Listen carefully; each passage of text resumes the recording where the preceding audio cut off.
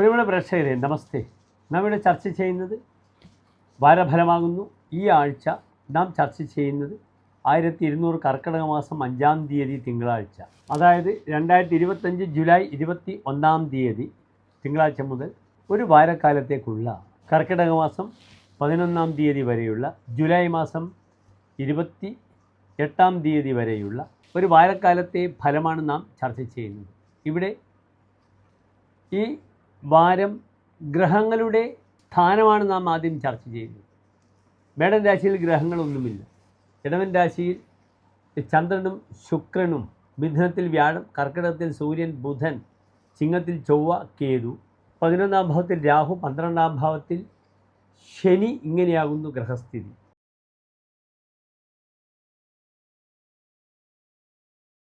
ചിത്ര നക്ഷത്രത്തിൻ്റെ അവസാനത്തെ 30 നാഴിക, ചോതി വിശാഖം നക്ഷത്രത്തിൻ്റെ ആദ്യത്തെ 45 നാഴിക വരുന്ന 2.25 നക്ഷത്ര സമൂഹമാകുന്നു തുലാൻ രാശി. ഇവിടെ തുലാൻ രാശിക്കാർക്ക് 5-ാം ഭാവത്തിൽ രാഹു, 6-ൽ ശനി, അഷ്ടമത്തിൽ ചന്ദ്രൻ, ശുക്രൻ, 9-ാം ഭാവത്തിൽ വ്യാഴം, 10-ാം ഭാവത്തിൽ രവി, ബുധൻ, 11-ൽ ചൊവ്വ, കേതു. ഇങ്ങനെയാണ് ഗ്രഹസ്ഥിതി. തുലാൻ രാശിക്കാർ ഈ വാരം ശ്രദ്ധിക്കേണ്ടത് തങ്ങളുടെ ജോലിയിൽ ചില ബുദ്ധിമുട്ടുകൾ വരാം. കാരണം തുലാൻ രാശിക്കാർക്ക് അവരുടെ കർമ്മം, തൊഴിൽ, കർമാധിപൻ, 10-ാം ഭാവാധിപനായ ഗ്രഹം ജാതകത്തിലേക്ക് ആരാകുന്നു? ചന്ദ്രനാകുന്നു. ആ ചന്ദ്രൻ അഷ്ടമത്തിൽ ദുർബലമായി നിൽക്കുകയാണ്. അമാവാസ്യയോട് അനുബന്ധിച്ച് വരികയാണ്. കർമ്മമേഖലയിൽ ഈ വാരത്തെ വളരെയധികം പ്രയാസങ്ങൾ വരാം. മറ്റൊരു പ്രധാനപ്പെട്ട വിഷയം, അമ്മയുടെ ആരോഗ്യപരമായ വിഷയങ്ങൾ വളരെ ശ്രദ്ധിക്കണം. അതിന് പുറമെ സ്ത്രീ കാരണം തനിക്ക് മാനസികമായ ക്ലേശങ്ങളും പ്രയാസങ്ങളും സംഭവിക്കുന്ന വാരമാണ്. നല്ല വില കൂടിയ വസ്ത്രങ്ങൾ ധരിക്കുന്നവർ ശ്രദ്ധിക്കണം. വസ്ത്രം നഷ്ടപ്പെട്ടു പോകുക, വസ്ത്രത്തിൽ കേടുപാടുകൾ വരിക, വസ്ത്രത്തിൽ അറിയാതെ തീ കൊണ്ടുണ്ടാകുന്ന ബുദ്ധിമുട്ടുകൾ വരിക, ഇങ്ങനെ കുറേ വസ്ത്രങ്ങൾ നശിക്കുവാൻ യോഗമുള്ള വാരമാകുന്നു. അതിനുമപ്പുറം വിലപ്പെട്ട ആഭരണങ്ങൾ നഷ്ടപ്പെടാം. ആഭരണങ്ങൾ കൈവശം വന്ന് അതിൻ്റെ പേരിൽ മാനസികമായ പ്രയാസങ്ങൾ ധാരാളം അനുഭവിക്കേണ്ടി വരുന്ന സമയമാണ്. അപഖ്യാതികൾ ഉണ്ടാകാതെ നോക്കണം സ്ത്രീ ഭാഗത്ത് നിന്ന്.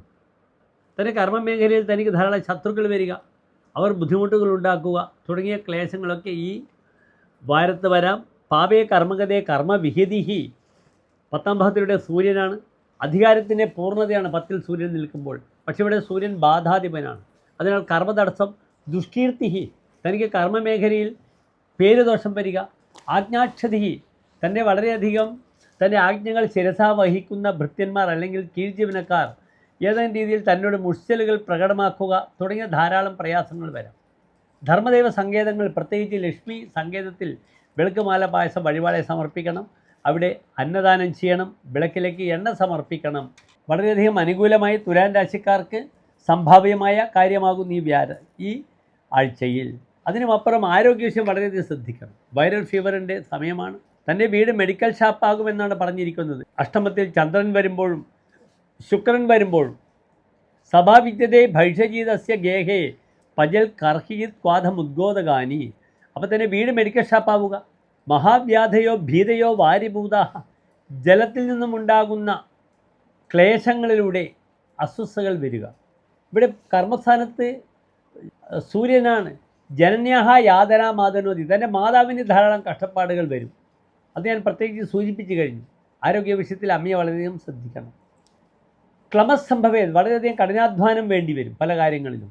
വല്ലഭൈഹി വിപ്രയോഗ, തൻ്റെ പ്രിയപ്പെട്ട ഭാര്യ താനുമായി പിരിഞ്ഞിരിക്കുക. അതിനാൽ കർമ്മമേഖലയിൽ പുത്തൻ മാറ്റങ്ങൾ ഉണ്ടാവുക, ഭാര്യ ഭർത്താക്കന്മാർ പാർഷ്യലി സെപ്പറേറ്റ് ആവുക തുടങ്ങിയ ചില ക്ലേശങ്ങളൊക്കെ വരാം. മറ്റു വിഷയത്തിൽ വലിയ ബുദ്ധിമുട്ടുകളൊന്നുമില്ല.